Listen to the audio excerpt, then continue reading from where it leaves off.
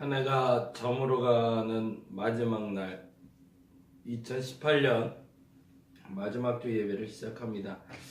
의미가 있네요. 1년을 어떻게 보내는지를 돌이켜볼 수 있는 시간이라 참 감사한 것 같고 작년 한 해 동안은 함께하지 못했지만 올해 이렇게 함께하는 사람들이 있어서 참 감사하고 새로 오신 분들도 있고 한결같이 그 자리를 지켜주시는 분들도 있고 이 모든 것이 하나님의 큰 은혜가 아닌가라는 생각을 합니다. 함께 동역한다는 것만으로도 참 감사한데 그런데 그것이 동역뿐만 아니라 하나님과 함께 교제한다는 것도 참 귀한 일인 것 같아요. 저와 여러분의 2018년이 어땠는지는 이제는 한 번 더 돌이켜봐야 되겠지만 이 돌이켜보는 기간을 통해서 하나님의 은총과 은혜가 함께 하시기를 간절히 바랍니다. 주보가 요거는 이제 오늘 나눠드릴 주만 아니고 송구영신 때 나눠드릴 주보인데 여러분 잘 아시는 그 매년 저희는 예배를 언약갱신 예배라는 예배를 드려요. 그래서 지금까지 한 3년 동안 같이 예배했던 분들은 잘 아시고 그리고 새로 오신 분들은 좀 낯선 언어일 수도 있는데 이 언약이란 단어가 요즘 이단에서 자꾸 갖다 써서 조금 좀 불미스럽게 사용되긴 하지만 이 언약갱신 예배라는 말은 존 웨슬리 목사님을 통해서 나온 단어입니다. 우리가 하나님과 이제 세례를 받고 집사가 되고 권사가 되고 장로가 되고 목사가 되면서 하나님 앞에서 하나님과의 약속 관계가 형성이 되잖아요. 그래서 이 약속 관계가 어떻게 지속되고 있는가를 스스로 점검해보고 하나님 앞에서 우리 앞을 내다볼 수 있는 계기가 됐으면 좋겠다라고 해서 언약갱신 예배라 드리는데 이 예문은 이렇게 표현을 해요. 하나님과의 계약을 새롭게 갱신하는 예배를 위한 예문입니다.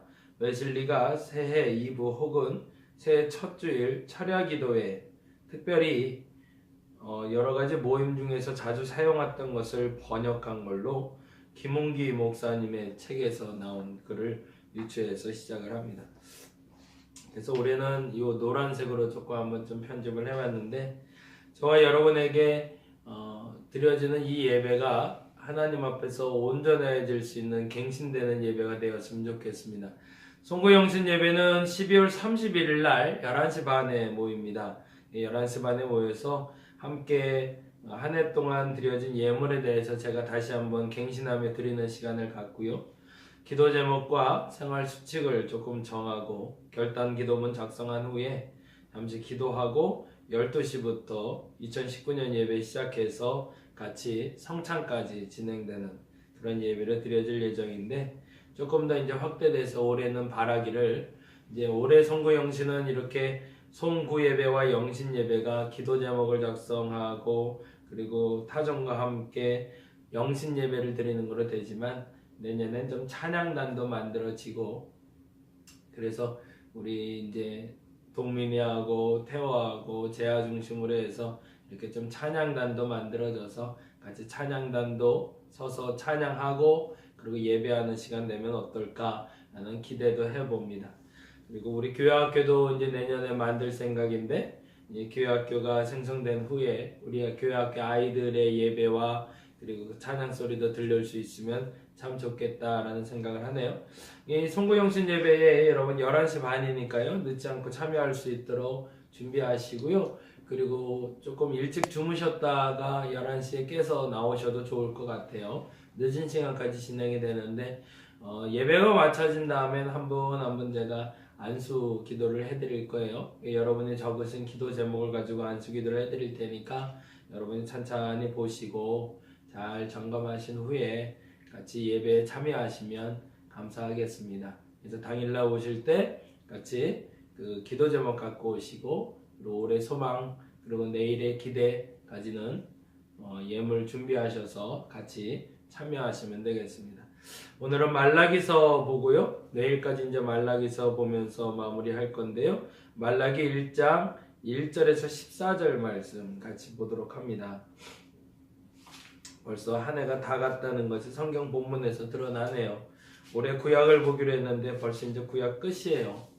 얼마나 제 개인적으로는 참 감사하다는 표현밖에 안 나오는데 1장 1절에서 14절까지 어떤 얘기가 적혀 있는지 보시고요. 그리고 그 이야기를 통해서 오늘 제가 하고 싶은 얘기가 아니라 2019년 하나님이 여러분에게 기대하는 얘기가 무엇인지 찾아봤으면 좋겠습니다.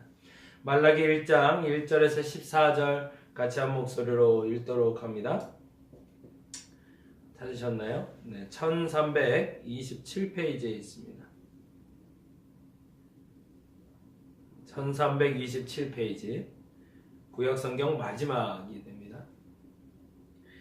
여호와께서 말라기를 통하여 이스라엘에게 말씀하신 경고라. 여호와께서 이르시되 내가 너희를 사랑하였노다 하니 너희는 이르기를 주께서 어떻게 우리를 사랑하셨나이까 하는도다. 나 여호와가 말하노라. 에서는 야곱의 형이 아니냐. 그러나 내가 야곱을 사랑하였고 에서는 미워하였으며 그의 산들을 황폐하게 하였고 그의 산업들은 광야의 이리들에게 넘겼느니라. 에돔은 말하기를 우리가 무너뜨림을 당하였으나 황폐된 곳을 다시 쌓으리라 하거니와 나 만군의 여호와는 이르노라. 그들은 쌓을지라도 나는 헐리라. 사람들이 그들을 일컬어 악한 지역이라 할 것이요 여호와의 영원한 진노를 받은 백성이라 할 것이며 너희는 눈으로 보고 이르기를 여호와께서는 이스라엘 지역 밖에서도 크시다 하리라. 내 이름을 멸시하는 제사장들아 나 만군의 여호와가 너희에게 이르기를 아들은 그의 아버지를 종은 그 주인을 공경하나니 내가 아버지일진데 나를 공경함이 어디 있느냐. 내가 주인일진데 나를 두려워함이 어디 있느냐 하나 너희는 이르기를 우리가 어떻게 주의 이름을 멸시하였나이까 하는도다. 너희가 더러운 떡을 나의 제단에 드리고도 말하기를 우리가 어떻게 주를 더럽게 하였나이까 하는도다. 이는 너희가 여호와의 식탁을 경멸히 여길 것이라 말하기 때문이라. 만군의 여호와가 이르노라. 너희가 눈먼 희생제물을 바치는 것이 어찌 악하지 아니하며 저는 것 병든 것을 드리는 것이 어찌 악하지 아니하냐. 이제 그것을 너희 총독에게 드려보라. 그가 너를 기뻐하겠으며 너를 받아주겠느냐. 만군의 여호와가 이르노라. 너희는 나 하나님께 은혜를 구하면서 우리를 불쌍히 여기소서 하여 보라. 너희가 이같이 행하였으니 내가 너희 중 하나인들 받겠느냐. 만군의 여호와가 이르노라. 너희가 내 제단 위에 헛되이 불사르지 못하게 하기 위하여 너희 중에 성전문을 닫을 자가 있었으면 좋겠도다. 내가 너희를 기뻐하지 아니하며 너희가 손으로 드리는 것을 받지도 아니하리라. 만군의 여호와가 이르노라. 해 뜨는 곳에서부터 해 지는 곳에까지의 이방 민족 중에서 내 이름이 크게 될 것이라. 각처에서 내 이름을 위하여 분향하며 깨끗한 제물을 드리리니 이는 내 이름이 이방 민족 중에서 크게 될 것임이니라. 그러나 너희는 말하기를 여호와의 식탁은 더러워졌고 그 위에 있는 과일 곧 먹을 것은 경멸히 여길 것이라 하여 내 이름을 더럽히는도다. 만군의 여호와가 이르노라. 너희가 또 말하기를 이 일이 얼마나 번거로운고 하며 포도숨 치고 훔친 물건과 저는 것 병든 것을 가져왔느니라. 너희가 이같이 봉헌물을 가져오니 내가 그것을 너희 손에서 받겠느냐. 이는 여호와의 말이니라. 짐승 떼 가운데 수컷이 있거늘 그 서운하는 일에 흠 있는 것으로 속여 내게 드리는 자는 저주를 받으리니 나는 큰 임금이요 내 이름은 이방 민족 중에서 두려워하는 것이 됨이니라. 만군의 여호와의 말이니라. 아멘. 이 말라기는 BC 400년경에 기록된 글이고요. 시대적으로 보자면 이스라엘 민족이 포로로 잡혀갔다가 돌아온 게 538년경 그리고 516년경에 성전을 새로 짓고 그로부터도 약 100년이 지난 다음 이야기입니다. 이스라엘 백성들 입장에서는 굉장히 당황스러운 사건이 발생한 건데 그게 뭐냐면 그들은 할 도리를 다 했는데 왜 내게 축복 주지 않느냐라고 말하던 때였어요. 이스라엘 백성들은 그렇게 얘기했거든요. 포로기를 거치면서 포로가 끝나고 돌아왔을 때 하나님의 성소를 회복하면 그들의 삶도 그들의 환경도 그들의 모든 뒷배경도 다 좋아질 거라고 착각을 했던 거예요. 근데 안타깝게도 그들이 성전을 짓고 그 성전에서 예배하고 있음에도 불구하고 생활이 달라지질 않는 거예요. 그래서 하나님께 묻는 일이 시작이 됐는데 그게 바로 스가랴였고, 그래서 스가랴는 다음과 같이 이야기를 합니다. 메시아를 기다려야 된다. 너희를 통치할 자가 있고 너희를 구원할 자가 있다. 그를 기다리고 그를 위해서 준비하라 라는 말을, 메시지를 남기는데 그 말이 그들에게는 우리말로 말하면 씨알도 안 먹히죠. 왜요? 삶이 안 바뀌니까. 내가 원하는 복이 내게 임하지 않으니 그들은 그 답답한 마음에 하나님께 속상함을 드러낼 수밖에 없었고, 그 속상함이 말라기 1장에 다음과 같이 표현되고 있는 겁니다. 1장 2절 보니까 이렇게 되어 있네요. 읽어볼까요?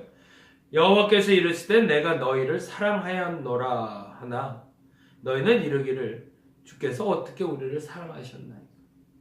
이 말은 반어법인 거죠. 내가 너희를 사랑한다 라고 말했는데 도대체 하나님 그 사랑이 도대체 뭡니까? 당신이 우리를 사랑한다고 하면 우리의 삶이 변화돼야 되고 우리의 삶이 좀 나아져야 되는데 우리의 형편이 나아진 게 뭡니까?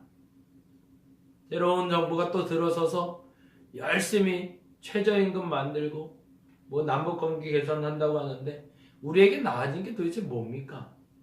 당신을 대통령으로 삼아놨는데 우리에게 나아진 게 뭡니까? 뭐 저한테는 그런 거겠죠. 양 목사를 우리 담임 목사로 지금 세워놨는데 도대체 3년 동안 당신과 함께 예배하며 달라진 게 뭡니까? 이 말을 들으면 얼마나 충격이겠어요. 제가 작은 우리 교회에서도 그 얘기 들으면 충격일 텐데 한 나라의 대통령이 그 얘기를 국가를 통해서 국민을 통해서 들을 때 얼마나 당혹스러울까. 또 하나, 하나님이 여러분에게 그 말을 듣고 있다면 2018년 한 해 동안 내가 한 해 동안 하나님께 기도하고 예배하고 또 하나님 앞에 헌신한 게 얼마인데 하나님 내게 도대체 해준 게 뭡니까? 라는 표현이에요. 그러자 하나님은 이렇게 얘기하십니다. 3절에 내가 에서는 미워하였으며 그의 산들을 황폐하게 하였고 그의 산업을 광야의 이리들에게 넘겼다고. 그러자 그에 대해서 여호와께서는 다음과 같은 표현도 하십니다. 너희는 눈으로 보고 이르기를 여호와께서는 이스라엘 지역 밖에서도 크시다. 그건 너희가 보지 않았냐? 내가 너희를 사랑했고 잘못하는 사람들을 징계하는 걸 너희가 보지 않았냐? 근데 그래 놓고도 어떻게 나한테 이럴 수가 있냐라고 하나님이 오히려 거꾸로 물으시는 거죠. 너희가 진짜 나를 사랑한 게 맞냐? 나는 최선을 다해 예배드렸고 기도했다고 말했는데 미안하지만 그게 진짜 최선이었냐? 라고 물으시는 겁니다. 그리고 다음과 같이 이야기하십니다. 6절부터인데요. 내 이름을 멸시하는 제사장들아 나 만군의 여호와가 너희에게 이르기를 아들은 그 아버지를 종은 그 주인을 공경하나니 내가 아버지일진데 나를 공경함이 어디 있느냐? 내가 주인일진데 나를 두려워함이 어디 있느냐? 너희는 이르기를 우리가 어떻게 주의 이름을 멸시하였나이까 하는도다. 너희가 예배 잘 드렸다고 했는데 지금까지 신앙생활 잘했다고 했는데 정말 그랬냐? 아들은 공경해야 되고 주인을 존경하고 두려워해야 되는데 주인과 아버지를 하는 것처럼 나에게는 너희들은 어떻게 한 거냐? 라고 물으시는 거예요. 그리고 하나님의 마음을 담아서 말라기는 다음과 같이 우리에게 이야기합니다.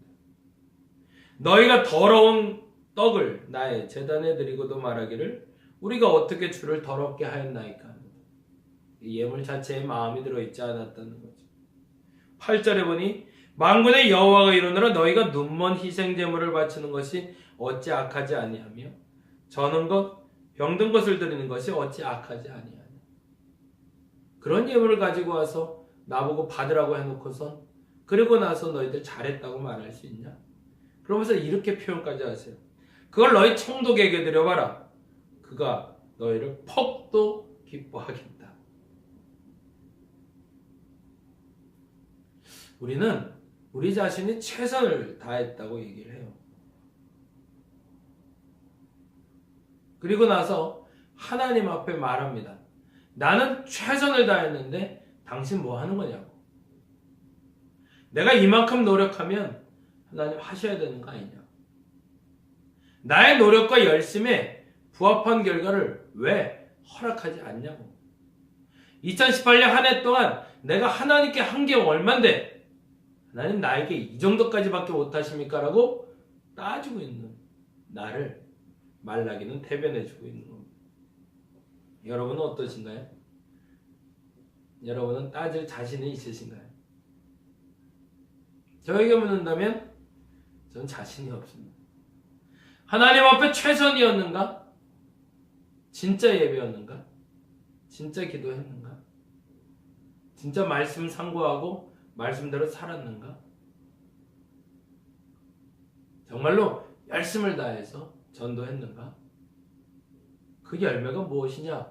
라고 얘기하시면 저는 사실은 당당하게 하나님 내가 이렇게 했고 그렇게 못할 것 같아요. 그럼에도 불구하고 우리는 우리의 노력에 부합한 결과를 기다리고 있습니다. 말라기 시대에 BC 400년경인데 BC 400년경에 살았던 그 사람들의 마음속에도 그 조급함이 있었던 거고, 성전만 지으면 될 줄 알았는데 성전 짓고 나니까 예물 잘 드리라고, 예물만 잘 드리면 될 줄 알았는데 메시아를 기다릴 때가 필요하다고. 이게 뭡니까? 라고 하는 거죠. 하나님 도대체 얼마나 더 요구만 하시는 겁니까? 요구만 하지 말고 우리를 좀 채워달라고. 근데 곰곰이 생각해보면 그 성전이 얼마나 대단한 성전을 지은 거냐? 그 성전을 짓다가 만 이유는 또 뭐냐? 왜 이렇게 오래 걸렸냐? 이렇게 하나님이 따지시면 할 말 없거든요. 그리고 나서 너희들이 가져온 예물은 또 뭐였냐? 진짜 예물이었냐? 진짜 헌신이었냐? 그게 진짜 마음이 담겨있는 순수한 예배였는가? 만일 그렇다면 하나님 복 주시겠다는 거예요. 그게 우리가 이제 내일 살펴볼 말라기 3장에 있는 11조 이야기인데요. 그 얘기도 잠깐 볼까요? 3장 7절인데 찾으셨나요? 만군의 여호와가 이르노라 너희 조상들이 날로부터 너희가 나의 규례를 떠나 지키지 아니하였도다. 그런즉 내게로 돌아오라. 그리하면 나도 너희에게로 돌아가리라. 너희가 먼저 잘하려고 애쓰고 나도 잘하려고 애쓸 테니 너희가 순수한 마음으로 내게 돌아오라. 그러면 내가 너희한테 돌아가리라. 그러자 그들이 물어보면 너희가 이러기를 우리가 어떻게 해야 됩니까? 그러면 그래서 이렇게 얘기하죠. 사람이 어찌 하나님의 것을 도둑질하겠느냐. 그러나 너희는 나의 것을 도둑질하고 말하기를 우리가 어떻게 주의 것을 도둑질하였는가 하는도다. 이는 곧 11조와 봉헌물이라. 그리고 10절에 이렇게 얘기합니다. 같이 볼까요? 10절입니다.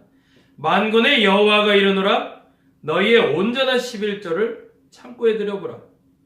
나의 집에 양식이 있게 하고 그것으로 나를 시험하여 내가 하늘문을 열고 너희에게 복을 쌓을 곳이 없도록 붙지 아니하나보라. 만군의 여호와가 이르노라 내가 너희를 위하여 메뚜기를 금하여 너희 토지 소산을 먹어 없애지 못하게 하며 너희 밭에 포도나무 열매가 기한 전에 떨어지지 않게 하리니 너희 땅이 아름다워짐으로 모든 이방인들이 너희를 복되다 하리라. 만군의 여호와의 말이니라. 아멘. 그렇게 하시겠다는 거예요. 너희가 진짜면 나도 진짜로 하겠다.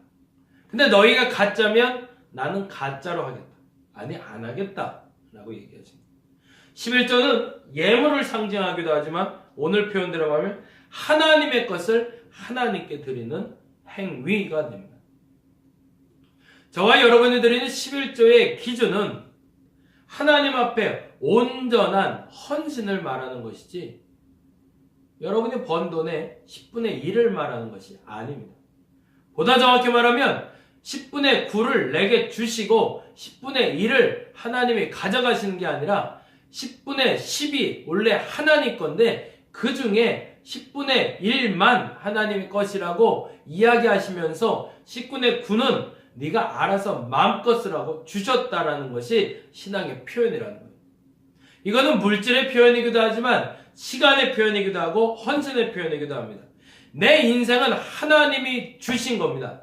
그래서 하나님이 주셨기에 하나님 뜻대로 마음껏 사용해야 되는데 하나님이 그 중에 내게 주신 시간으로 따지자면 24시간 중에 단 1시간이나 단 2시간만이라도 나를 위하는 시간으로 보내고 나머지 시간은 너를 위해 마음껏 살라고 주신 게 11조라는 겁니다. 근데 그것도 못하냐는 거예요. 너희가 나를 위해서 말씀과 기도와 예배와 전도의 시간을 조금만 더 솔직하게 정직하게 나와 함께 한다면 나는 너희에게 시험하여 보라. 너희에게 복을 주나 복을 주지 아니하나 너희는 시험하여 보라 라고 하나님은 말씀하시는 겁니다. 2018년 이제 마무리합니다. 여러분이 복을 받으셨나요?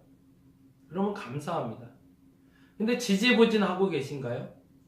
뭔가 앞으로 가지 않고 지금까지 노력과 보다 정확히 말하면 내가 신앙생활을 시작했는데 그 신앙생활에 부합한 결과들이 나타나지 않는 것 같나요? 그렇다면 물을 수 있어야 됩니다. 진짜인가? 하나님을 원망도 할 필요도 있습니다. 하나님 왜 내가 이렇게 기도하고 예배하고 말씀 보고 전도도 했는데 하나님 내게 왜 이러세요? 라고 말할 수도 있어요. 말라기 1장처럼 하나님 우리 진짜 사랑하는 거 맞아요? 우리 복 주시는 게 맞아요? 라고 물을 수 있어야 돼요.